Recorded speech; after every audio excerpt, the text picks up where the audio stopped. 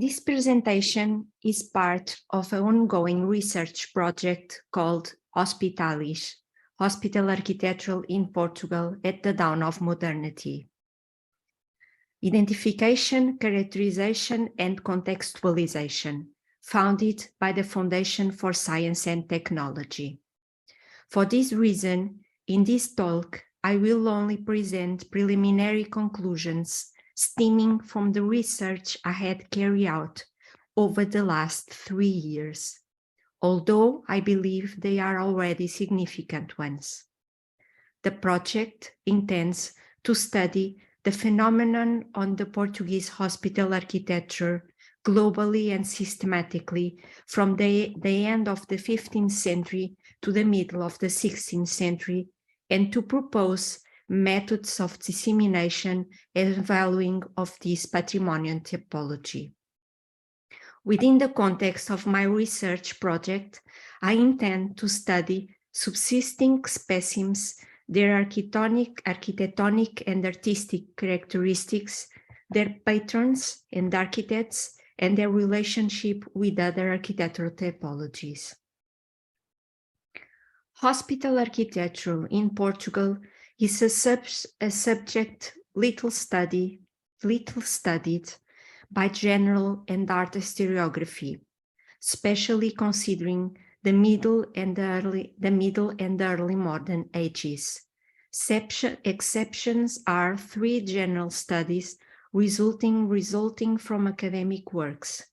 The first and ancient is a PhD thesis about the artistic features of military hospitals from the 17th century. The other is a master dissertation dedicated to the study of medieval hospital architecture between the 12th and the 16th century, referring only to the north of Portugal. The last is about Baroque hospital architecture and from the middle of the 18th century to the beginning of the 19th century. Although relevant, they reveal the lack of research on the subject, namely from the transition period between the middle and the early modern ages. For this reason, and considering the challenge this chronology poses, I decided to develop this research project. Also, to understand hospital architecture in each historical moment and its permanence and innovation, it is necessary to understand and its underlying hospital concept and the hospital institution's characteristics and dynamics. As we will see, the 15th and the 16th centuries are reforming times in the European care context. Portugal is also part of this process and will have present its own particularities in this area. There are indeed architectural changes that have occurred during this time, which we consider to be closely related to this reforming process.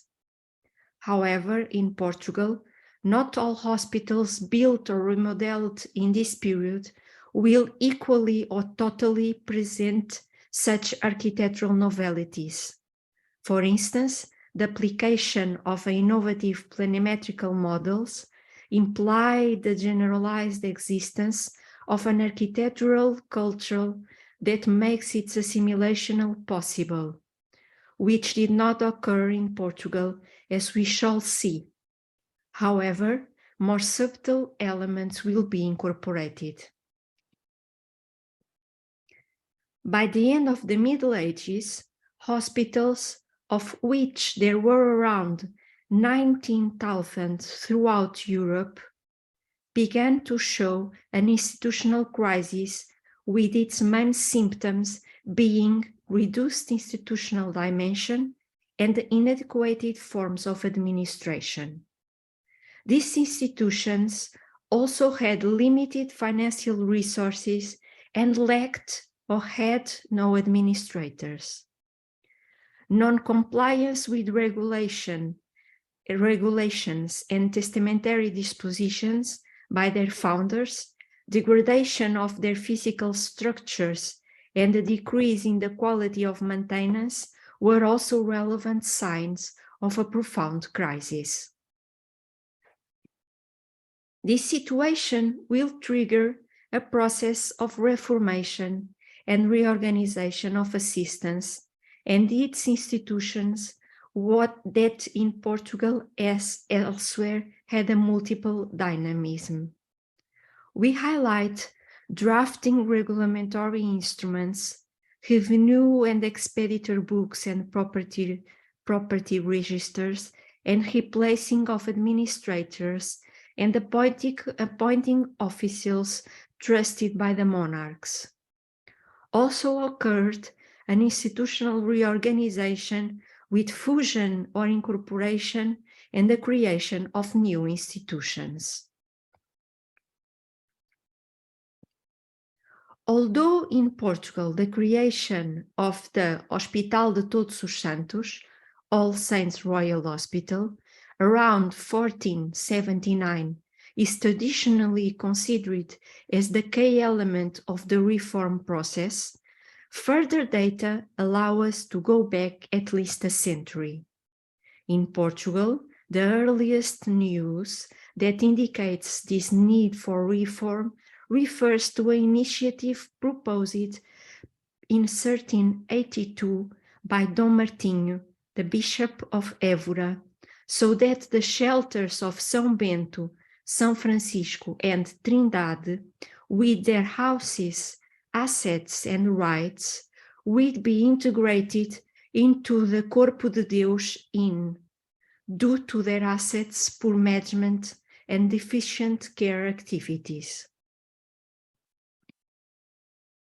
Also, in 1391, the Porto City Council officers decided to appoint Afonso Moreira as inspector and chairman for the city's hospitals, being the argument the same: lack of a good administrator to control the assets and the quality of the assistance provided. It was also decided that the town clerk should visit the hospitals and the sick on a monthly basis, inspecting houses, beds, and clothes. The existing needs should be communicated to the aldermen so that they could meet them. These documents bear witness to the fact that city authorities were aware of the situation of the hospitality houses and point to the path that were to prove very fruitful in the following centuries. However, it was King Dom Duarte, first as a regent and then as a king, that a structured set of actions was set in motion, which revealed some precise ideas about hospital functions. The two reform initiatives led by the monarch predicted the care policy implemented by Dom João II half a century later. In 1432, appointments of a general administrator for the Diocese's Hospital and City of Lisbon due to their administrators or inspectors' malpractice. In 1434, union and annexation of the hospitals considered useless for having little income and not providing care. The care reform was intended to develop a new strategy with a view to alleviating the problems already identified in medieval institutions, proposing a new institutional model of hospitals and care, focusing on the implementation of policies of administrative centralization and rationalization of financial resources. They also opted for a greater professionalization of staff working in hospitals and the increase of care services, the extension and adaptation of existing hospital buildings, and the construction of new buildings specially designed for hospital care were also applied. As mentioned above, the All Saints Royal Hospital is a key point in the reform that took place in Portugal. However, this is a trend followed in the other parts of the country with the creation of new hospitals seeking to implement reform, namely by bringing together small hospitals or integrating them into a larger one. This chronology is a record of the oldest initiatives which, as it turns out, cover mainly the country's central and southern part. In 1479, there was a first bull authorizing the construction of a large hospital in Lisbon with the power to incorporate other hospitals in the city. And in 1486, a second bull allowed hospitals for the poor and abandoned children to be set up in the kingdom's notable cities and dominations. From the 1480s onwards, the foundations were 1488, Abrantes, 1490, Beja, 1491, Silves, 1495, Évora e Setúbal, 1498, Santarém, 1508, Coimbra. Other protagonists besides the crown, although within its sphere of influence, would have the same reforming attitude. Still in the 15th century, Prince Henry the Navigator would order the merge of around 14 small hospitals in Tomar into the Nossa Senhora da Graça Hospital. The municipalities also felt the need and decided to locally promote similar initiatives. The representatives of Elvas, present at the 1489 Cortes held in Lisboa, asked the king to unite the town's existing hospitals with the justification that they were small hospitals with little income and thus the assistance provided would improve. With the king's authorization, hospitals were dismantled, although the Madalena Hospital remained since it was best located. It was renovated with the money coming from the sale of the other hospitals. In the following century, the role of the House of Bragança in its areas of influence should be highlighted. In 1531, the house's chaplain and the Duke's trusted man went to Arraiolos to analyze the hospital accounts, do the inventory, and register all its assets. Furthermore, the episcopal authorities would play an active role in the reorganization of assistance institutions in the area where their influence was most notorious. In 1508, for instance, the Hospital of São Marcos was founded in Braga by the initiative of Bishop Dom Diogo de Souza. This was a new hospital that brought together several hospitals, confraternities, and the leper house due to its income. However, the process of care reform in Portugal will have another very relevant stage, the creation and diffusion of the Misericórdias. The foundation of these lay confraternities, enjoying with royal support and devoted to healthcare, renders the Portuguese reform process peculiar in European panorama. This particularity lies in the progressive fading away of the care function retained by the confraternities and the consequent monopolization of the care activity by the Misericórdias, which attained a massive geographic coverage in land and overseas territories, and a very significant social impact, as you can see by this map. The Misericórdias were independent from one another and constituted a model designed by the royal power but controlled by the local powers. They thought to fulfill the same goals of healthcare and had a common organizational matrix.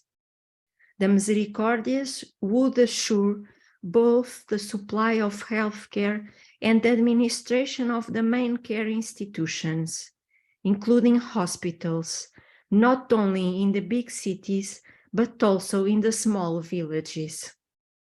However, when the Manueline care reform began to be formulated, it was not foreseen that the Misericórdias would aggregate the hospitals. It was only at the end of Dom Manuel's reign, and then with greater incidence from the 1516 onwards, that the management of hospitals was attributed to the local Misericórdias. This annexation was the central milestone in the Portuguese public care reform. The reign of Dom Manuel I is a very, very complex period. In social, economical, and political terms, Portugal during the 16th century was at the highest of its period of discoveries. The expansionist movement, led by the Portuguese, which later inspired the Spanish to follow suit, had begun during the prior century and was undergoing a process of consolidation. This movement presented many challenges to the kingdom, principally involving the political and social organization of a new and expansive territory encompassing 4 continents, which had myriad repercussions at different levels of society, culture, sciences, and arts. Interacting with new people and contact with previously unknown cultural realities raised new philosophical, scientific, and artistical questions that were fundamental for the definition and affirmation of humanism and for changes in everyday life, such as increasingly multicultural cities and shifting alimentary habits. In 1498, Portugal's ruler, Dom Manuel I, pursued an expansionist and centralizing policy following in the footsteps of his predecessors. He promoted legislative and administrative reforms that ultimately defined his reign. Social issues would also receive the attention of Dom Manuel, especially in the context of what was happening in the Iberian kingdoms and in Europe. The complex reform process that affected healthcare system during the reign of Dom Manuel had an impact on hospital architecture. This reform will allow for the renewal of hospital architecture, namely the implementation of new architectural typologies, a functional specialization of spaces, and the construction of buildings with reasonable dimension, specially designed for the performance of a care function, also took place. Architectural and artistic attention were devoted to these buildings as they became a symbol of civic pride. This architectural renewal is only one aspect of the healthcare reform, as the process also extended to urbanistic and architectural components. In fact, this is exactly the case with All Saints Royal Hospital, a building built from scratch to house an institution created by merging about 4 dozen hospitals of medieval origins and designed accordingly to the planimetrical model of Milan's major hospital, considered as one of the most relevant examples of modern hospital architecture. However, the Portuguese hospital was not limited to the simulation of an imported model, as it encompasses elements typically of the 16th century Lisbon architecture, resulting in a hybrid building that embodies elements deriving from local construction. This option, which is both aesthetically and technically up-to-date, will have no repercussion on any other hospital in mainland Portugal, whether promoted by the King or by any other institutional body. During the first half of the 16th century, the remaining hospitals created in the context of the reform would continue a medieval model characterized by reduced spaces and physical capacity, in which architectural and artistic attention is not the main concern. Some cases, they correspond to pre-existing buildings which were adapted and enlarged accordingly to needs and in the disorderly fashion. One revealing case is that of Silves. The hospital was founded in 1491 by King Dom João II, and for the foundation, which was to integrate the other hospitals in the city, the monarch donated to the inhabitants the house where the customs house had operated, which was to be transformed into a church and hospital. In other cases, the new hospitals occupied the space of late medieval structures, which had occasionally been the subject of renovation. An example of the latter occurred in the city of Lourinhã.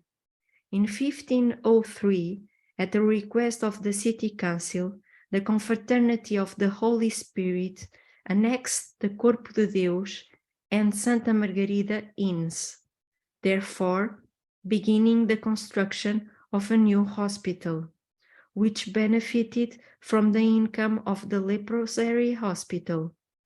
Yet, as late as 1561, the hospital was still under construction. I am now in the process of analyzing these buildings. As many of them has disappeared and material records are rare, I am resorting to textual information to their reconstruction in order to have a greater basis for analysis. This work is carried out in the context of crypto art history. According to Vitor Serrão, the theorizing of this methodology, the focus of crypto art history is on the missing or fragmentary works of art, or those that remain only in project. The author highlights, and I quote, "It is not enough for art history to study only extant works and from them reconstruct specific contexts and situations from the slow evolution of artistic production cycles. Contextualized references to recognizable losses are also needed, that is, monuments and works of art that are known to have existed at some point or survived as fragments or in ruins.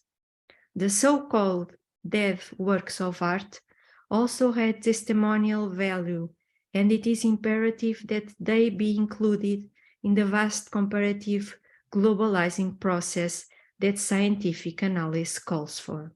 End of quote.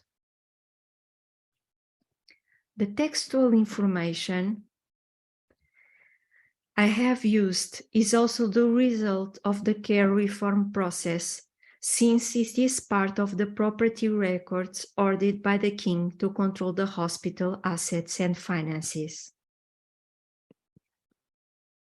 To carry out this work, I intend to follow a precise methodology: transcription, updating of writing, conversion of old measures, individual study of each space, reconstruction of spatial reorganization.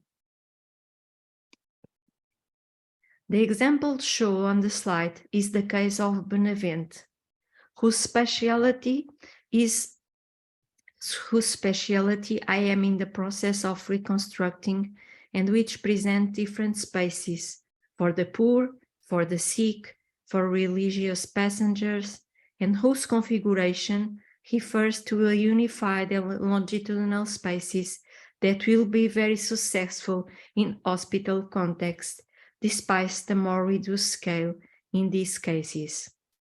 The reconstructions, which will be carried out in significant numbers, will allow a more complete understanding of the hospital architectural of the period beyond the iconic Hospital Todos os Santos, Royal Hospital of All Saints. In this times care context, the architecture developed by the Misericordias may be considered more innovative, with specific features embodied in the Casa da Misericordia, House of Mercy, such as a spatial organization and architectural elements that reflect daily confraternal dynamics, namely the meeting of the brothers. In some cases, these buildings comprises spaces that served hospital functions.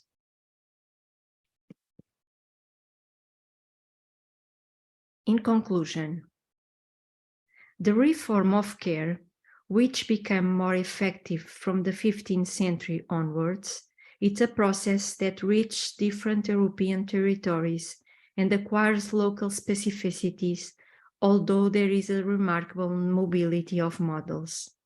However, it is important to reflect on the concept of reception, that is, how these models are interpreted in different places and times, and how they incorporate local elements that allow them to be resignified. As already mentioned, these reforms involve different historical dimensions, including a material one, namely architectural, artistic, and urban, and the possibilities of buildings from scratch offered a series of possibilities in terms of planimetry, spatial organization, urban implementation, aesthetic design, ornamentation, among others. However, other factors must be added to this opportunity.